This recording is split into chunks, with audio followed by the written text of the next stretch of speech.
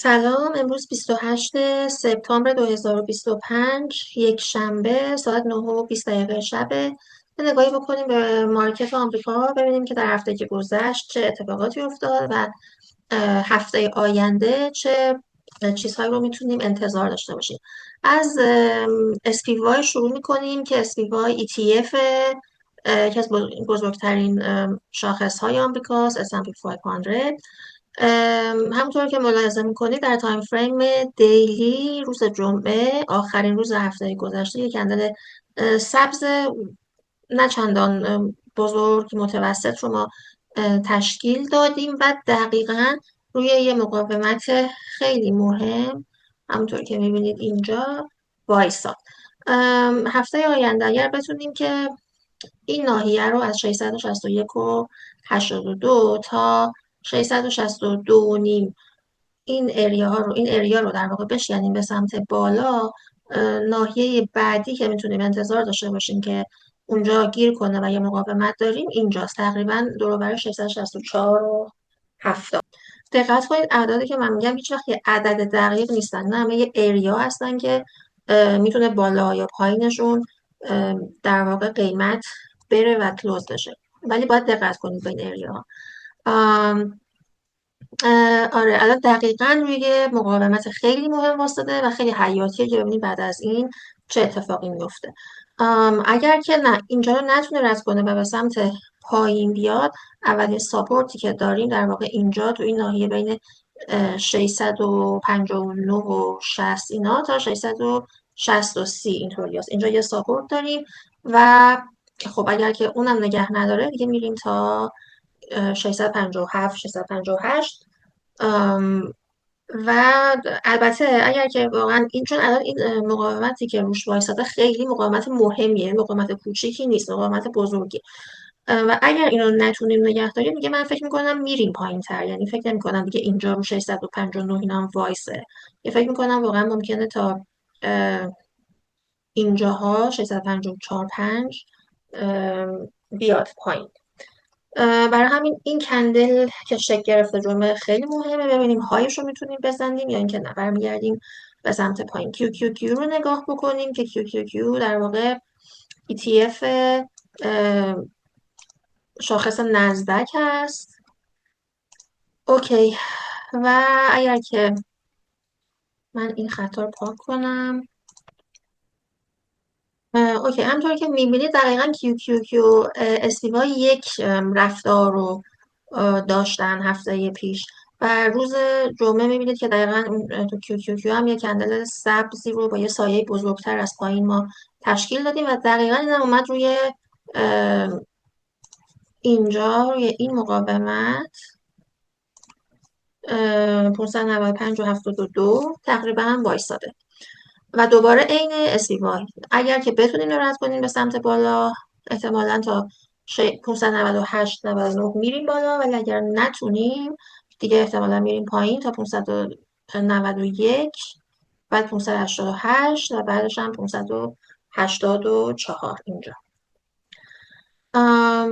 ویکس رو نگاش بکنیم میبینیم که در واقع روز جمعه چه کندل قرمز سنگینی به سمت پایین زد به خاطر اینکه SPY QQ به سمت بالا رفتن مثبت شدن و خب ویکس فروخته شد. یه جورایی نشون دهنده اینه که بازار سنتیمنت ها به سمت صعودی بودن بیشتره، ولی میتونه تغییر کنه کاملا. نمیدونیم، فردا روز مهمیه ببینیم که چه اتفاقی میفته. ولی همطور که میبینید ویکس اینجا این لایه رو، این در واقع حمایت رو شکست، قوی هم شکست و رفت پایین و حتی مووینگ اوریج 50 هم این هم شکست و رفت پایین. خیلی هم یک کلوز قوی داشتیم. میبینید هفته آینده میتونه با توجه به این کندل که من دارم اینجا میبینم این میتونه پایین تر هم بیاد تا اینجاها، مثلا تا 14 و 73 اینطور 14 و نیم اینطوری هم بیاد پایین و بعدش برگردیم. به حال من انتظار یه برگشتی رو دارم.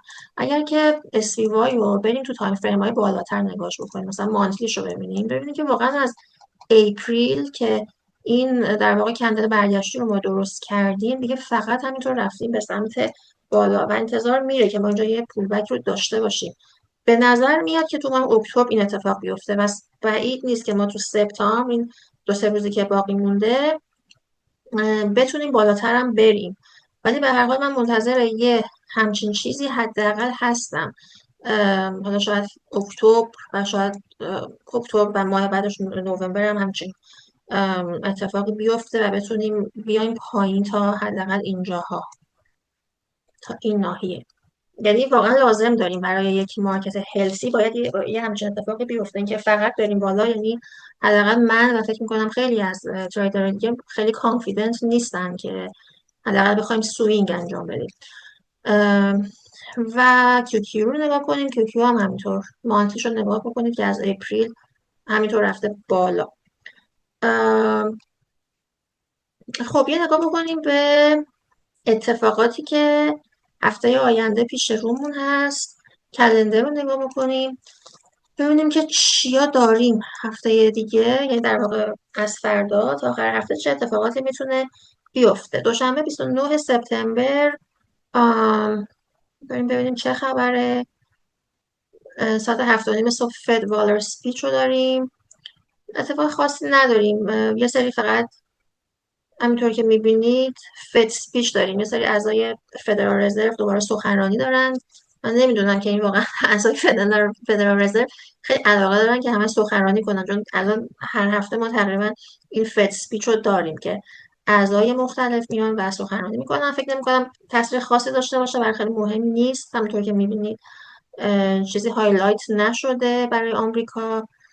روز دوشنبه بریم سه‌شنبه آمریکا 30 سپتامبر. خب میبینید ساعت 10 صبح یه هایلایت داریم GOLT's جاب اوپنینگ آگست. جاب اوپنینگ ماه آگست رو نشون میده. در واقع نشون میده که چقدر شغل باز شده. اتفاق مهمیه، تاثیر میذاره. سه‌شنبه همینو داریم برای آمریکا. چهارشنبه 1 اکتبر ساعت 10 صبح ISM Manufacturing PMI سپتامبر. شاخص مدیریت خرید بخش تولیدی آمریکا. ISM میشه Institute of Supply Management Manufacturing. PMI هم میشه Purchasing Management Index، یعنی یه جور شاخص مدیریت خرید که نشون میده برای بخش منیوفکچرینگ، برای بخش تولید. یعنی و این خیلی شاخص مهمیه. یعنی اگر این شاخص بالا باشه نشون دهنده اینه که تو وضعیت تولید خوب بوده. اگه پایین باشه یعنی خب وضعیت تولید خوب نبوده و اقتصاد ضعیف شده. دیگه چیز دیگه رو نداریم برای آمریکا. پنجشنبه برای آمریکا خبر خاصی میبینید نیست، چیزی هایلایت نشده، اتفاق مهمی نداریم. و جمعه 3 اکتبر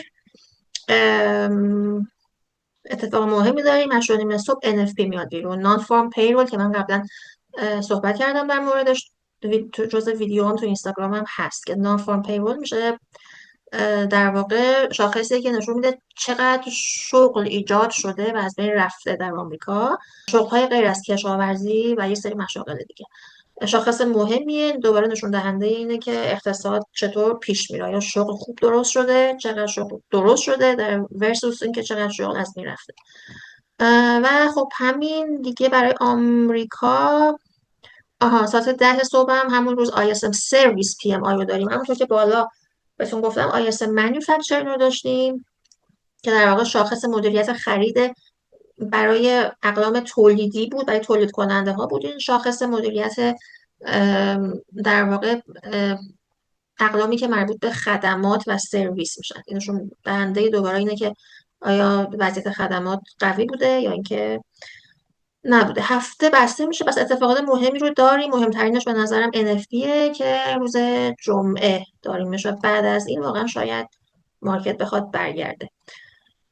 برای من منتظر این برگشتنه هستم. خیلی کانفیدنت نیستم که فعلا همینجور این داریم به سمت بالا میریم. باید یه پولبک رو در تایم فریم های بالاتر ما در واقع داشته باشیم. توی ویکلی SPY اگر که نگاه بکنید این هفته دقیقاً یه دونه دوجی الان درست کردیم که نشون دهنده این دیسایسیو بودن مارکت نمیدونه و اینجا خیلی مهمه که آیا اینو به سمت بالا میخوایم بریم یا به سمت پایین میخوایم بیایم. کیو هم تقریبا همین کندل رو اینجا داریم، حتی یه ذره ضعیفتر از SPY. امیدوارم که هفته خوبی رو شروع کنیم همگی و بتونیم خوب پول در بیاریم توش. مرسی از اینکه همراه هم بودین. موفق باشین.